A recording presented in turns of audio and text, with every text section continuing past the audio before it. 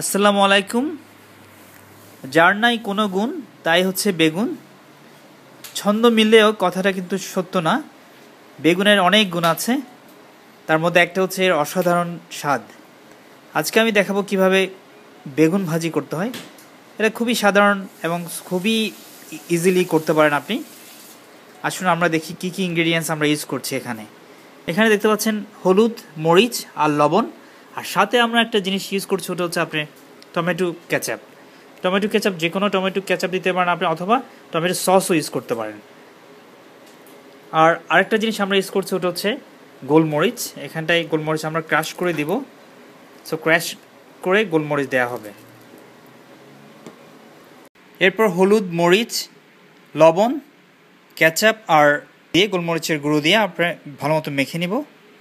এলে আপনি আস্তে দিয়ে দিন।